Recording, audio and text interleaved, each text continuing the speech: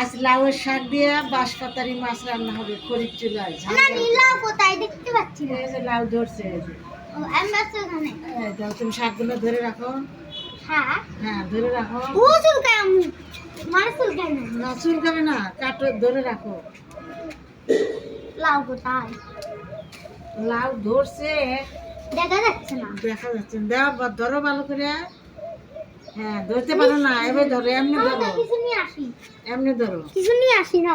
এই লাউ শাক দিয়ে এই কটি থাক না। আহা তাবাত্তারে বড় ধরো ধরো ধরো ধরো। আহা তাবাত্তারে বড় মজাদার। টমেটো ধরো, কাঁচা তাহলে এটা লাও, এটা লাও। হ্যাঁ লাও, চলো যাই। বাঁশপাতা মাছ, এই মাছ দিয়ে রান্না হবে।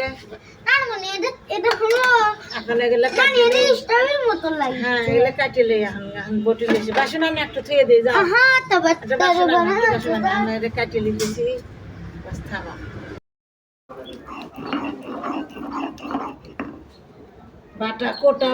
বাটা হইলো। এখন তরকারিটা মাখাবো, সাথেই থাকেন। আলু, কাঁচামরিচ সব এখন একসঙ্গে মাখাই। মাছটা একটু ধুয়ে নেই।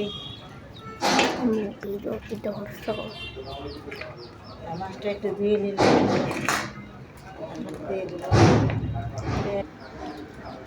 দিলাম তেল, হলদি,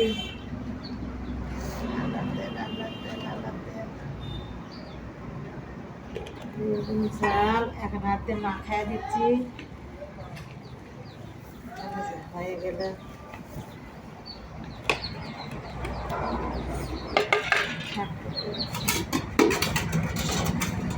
এই শাক ধুয়ে নিয়ে আসলাম, এখন মাখানো হবে। এখন আমি এই যে মাখাবো, একটু ঠান্ডা রাখো, পরে মাখানো হয়ে গেল।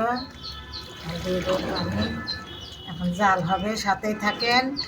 আমাদের তরকারি হইতেছে, দাওয়াত রইল, সবাই চলে আসবেন খাওয়ার জন্য। আপনাদের গাইসরা আপনাদেরও দাওয়াত রইল। হ্যাঁ আরো কি কি রান্না করি সবাই দেখেন। আমার লাতি রান্না করতেছে খড়ির চুলায়। এতই শখ খড়ি দিয়ে জাল দিয়ে রান্না করার। সবাই দেখেন ভিডিওটা। হ্যাঁ ভালো লাগতেছে?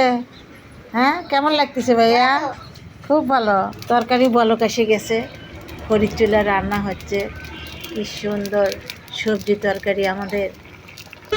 পুদিনা পাতা দিয়ে বড়া বানানো হবে যাতে গ্যাস না হয়। আচ্ছা তোমার ফেভারিটই রান্না করতেছি। তরকারিটা হয়ে গেল, মজা করে খাওয়া হবে ইফতারির পরে। হয়ে গেল তরকারি আমাদের রান্না। কীরকম হলো তরকারিটা অবশ্যই ভিডিওটা দেখবেন, কি মজা লাগবে আজকে তরকারি। এখন হচ্ছে বড়া, পুদিনা পাতা দিয়ে বড়া বানানো হচ্ছে যাতে গ্যাস না হয়। হয়ে গেল বড়া।